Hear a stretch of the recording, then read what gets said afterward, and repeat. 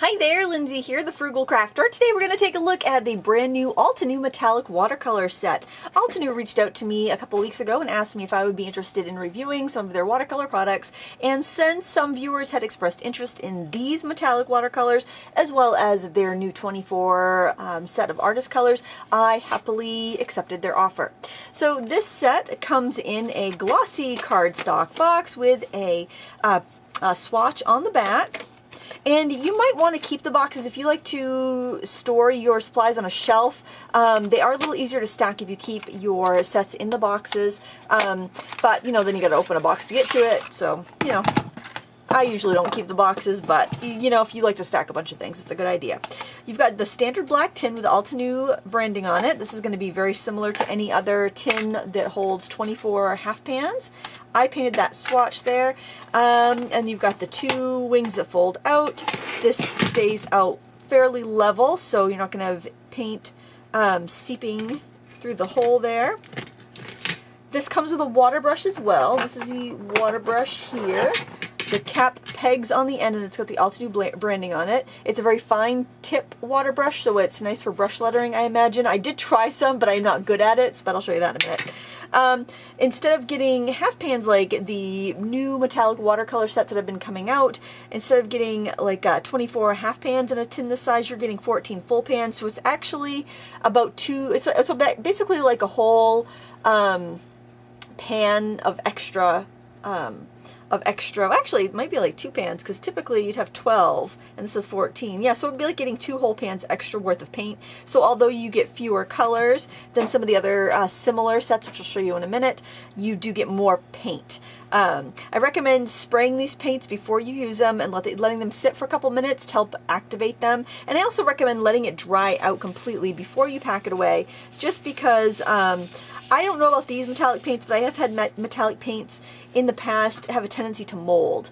It probably depends on what they're using for their binder, whether it's an animal binder or if they're using fish scales versus mica in their concoction. But I just know I've had some brands mold before, so I always let them air dry before I close them up. Unfortunately, the brush does not quite fit in the gap between the pans. I kind of wish they had them pulled out a little bit more. All the edges are finished here, so these are rolled, and this is actually bent up on the tray, so you won't cut yourself, which is nice if you want to take this out and lay it on your table and have more mixing room. Although with metallic paints, you're unlikely to mix them very much. You're pretty much going to go for the color you want, because mixing doesn't yield the same blended colors that you get when you're working with transparent paints, for instance. You just kind of see the sheen, and it kind of almost muddies down the pigment itself. So just kind of keep that in mind. You can do some mixing, but it might really cut down the brightness or the like the underlying color tone. You might just see like shine, but not actually see a color tone that much. You can close it with the water brush in there. I don't know if the brush, I don't think the brush will leak because it's got a cap on it, but it doesn't, like, it rides higher than the edge of the tin. So I wish they just moved those out a little bit. You could put a standard brush in there. It's not a water brush if you want, but I always like it when the pans in a tin scooch them out to the edge a little bit more, so you can get that either brush storage, water brush storage, or you can get a third row of paint in there. So that's just my preference. Not a big deal. Doesn't affect the paint, but that's what I like. So let's look at the colors we have here. Now, just like on their set of artist watercolors, they have the colors on the pans, except though the colors are on the bottom. Let's see if I can pull one of these out and show you. Oh, good grief. There we go. See, the colors actually printed on the bottom, which makes me hopeful that they will release individual pans so that you can replace them if you use them up. Watercolors are very slow wearing. Generally, when a company offers refills, they do it at a later date so that enough of the sets get sold so they know they're going to make back their investment on refills. But I thought that was interesting because I've never seen... Well, Winsor & Newton does, I think, on their artist pans. But generally, you don't see any printed labels. Maybe a color number, but not names on the pans. I thought that was kind of cool. Little extra mile there. Oh, these retail for $39.99, I believe, too. So, give you an idea there of the price. This is the colors on smooth black cardstock. This is the Recollections 110-pound cardstock, which is nice and heavy. I would recommend using that or a black watercolor paper for these paints so that the paper won't buckle. I did do some examples in a black sketchbook I'll show you in a minute, and it did buckle quite a bit. But it's not like watercolor paper or anything. So here are the colors on watercolor paper here. And here they are on the black. You can still see unique colors on the white watercolor paper, and I think this might be why they limited their colors to the 14 colors, because when you get into the metallic pigments, it's kind of hard to make unique shades. And then when you have a set of 24, you undoubtedly have a few shades that look the same on black. Like you might have a color that looks green on white, but you put it on black and it looks silver because the mica overtakes it and reflects the light back and you don't see the underlying color. So I like that these colors all look pretty unique, with the exception of those two golds look very similar. One's a little more yellow, one's a little bit warmer. One's a little cooler, I should say cooler yellow, one's a little bit more warmer yellow. But other than that, they all look very, very unique. And they do show up, their color and sparkle does show up on white. Sometimes they don't really show up on white much. You have to use them on black, but these could be used to accent either a painting on white or black.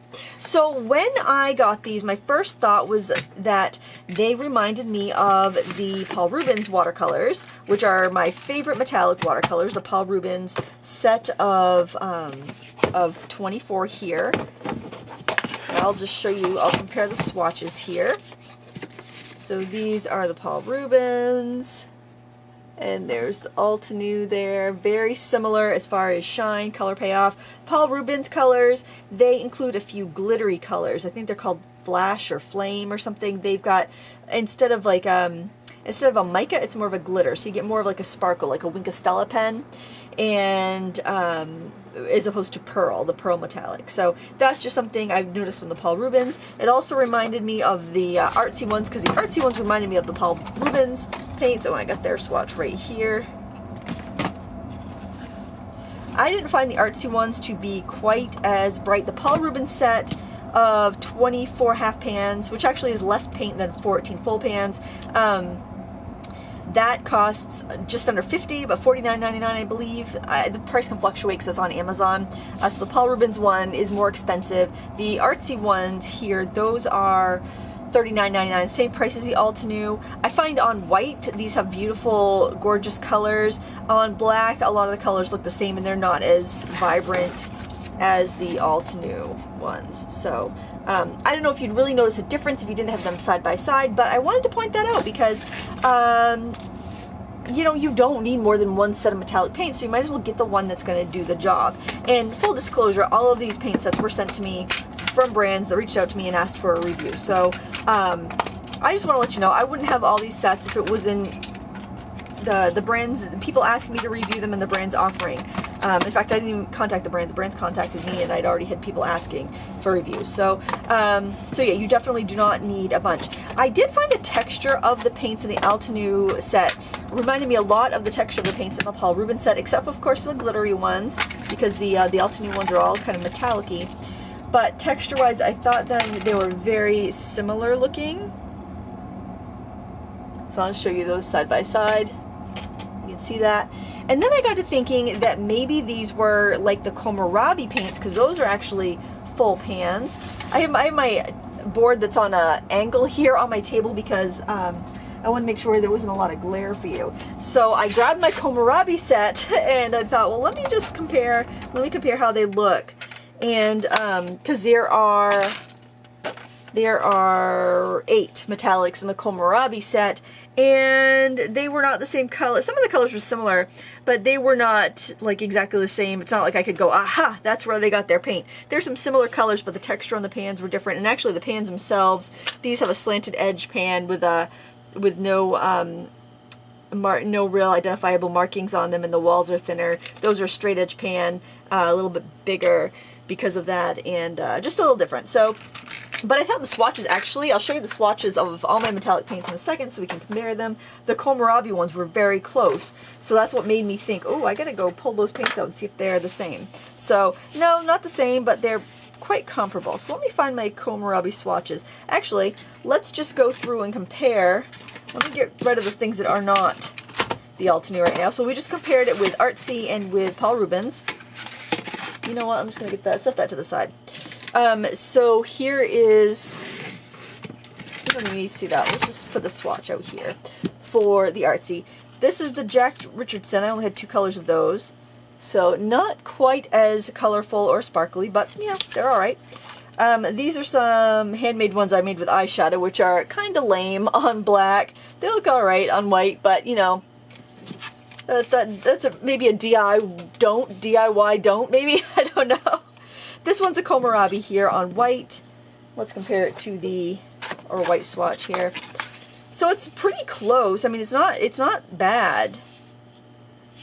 I don't think it's quite as intense, but it's certainly not bad. So if you had the kohlrabi set and those were enough metallics for you, you know, you might at least want to use them up before you invest in a bigger set, because the, look at on the black, you know, you still get quite a bit of sparkle, and it's still quite a nice paint. Even if it might not be quite as sparkly, it's not bad. I got to tip them both when I do it, because otherwise if I'm not tipping one, it doesn't look like it's as sparkly. But I thought they were quite comparable to the kohlrabis, but I would say the Altenew ones are a little bit better. Let's see, what else do we have? We have Schmincke Aqua Bronze, which is just available in your standard metallic colors. And there it is on black. That's kind of an odd duck, that stuff right there. It's very expensive too. Ken Oliver Color Burst, which is a liquid watercolor. The liquid metals. They're interesting. They're not as convenient as the pans, as far as I'm concerned, but they are kind of interesting and nice for like inky techniques. Like if you didn't want to use alcohol pearls and you want to work on black cardstock, you could use these and not have to deal with like an alcohol ink or alcohol ink cleanup, which I like. And they're really pretty on white. Like the twinkling H2Os are probably your best bang if you want to be working on white. I did a whole video on comparing watercolor sets. You can see that the H2Os are so vibrant on white, but they're really lackluster on black, which is too bad. So there you can see that among all of the metallic watercolor sets that I have, I don't have the, what's that famous one? Is it Kuretake? Oh gosh, there's Finetec. I don't have them. I hear they're really fantastic. They're also very expensive. But I'm very happy with these. I'm very happy with the Paul Rubens. Those would be my picks as far as getting a set of metallic watercolors. These are cheaper than the Paul Rubens. I don't really know. I know that Altenew sometimes has coupon codes. I don't know about sales. I think you're pretty much paying the price that they are. I will link them up down below so you can find them. But yeah, I thought they were really, really nice. I thought they were, I was surprised that they were less than Paul Rubens, and I thought that was a good thing. So now let's look at a few just demos that I did with these. I thought I would just do kind of like a little, some doodles with them. I love the splashing. This is just an Arteza black sketch pad. It's nothing to write home about. It's really thin, but I didn't want to waste my black watercolor paper for just doodling around. I love the effect of spattering it though. Look at that gold spattered. I think you could use that gold in a background. Like I did a painting with cyclamen and I did a gold background, and I used gold Winsor Newton ink, and you could definitely use this gold watercolor for that, or any of the colors, but that gold is just very striking on black. So I thought that was kind of fun. Let's see, I just did some Birds of Paradise just to kind of play with the brush strokes a little bit. Really, you get a lot of shine on a smooth paper too. But I would recommend like a heavyweight black cardstock. I know many of the craft stores sell their own proprietary brand. My favorite is Michael's Recollection line of cardstock, but Joanne has one called Park Lane. I don't like that as much, but it'll get the job done. I've never tried Hobby Lobby's, and I'm not, I think that's it. I'm trying to think. AC Moore's out of business now, so I don't know. I don't think they had a really heavyweight cardstock. But if you know of any other big box craft stores that sell it and you want to recommend it, go ahead. So I don't do brush lettering. However, I tried, and with that little brush that came with it, and you know, I thought it was, you know, it is what it is. I'm not a brush letterer, guys. I mean, you know that. But I think that would work really well for people that like to do brush lettering. And actually, that didn't buckle the paper. Like some of the other examples that I did. So you could get by with the black sketchbook paper if you're practicing your brush lettering and you want to have that shine, or you just want to do, like maybe you're having, oh no, it'd be really fun.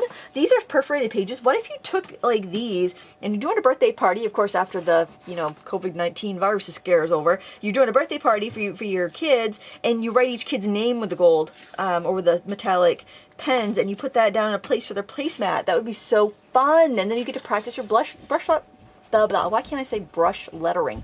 You get to practice your brush lettering skills, and the kids won't care. I mean, they'll be like, "Ooh, my name, it's sparkly." They'd be happy with that. And this, I'm really excited about this technique. What I did here was I took a stamping block and I just used the water brush and I painted all kinds of colors on it and I spritzed it with a bunch of water and then I smushed it.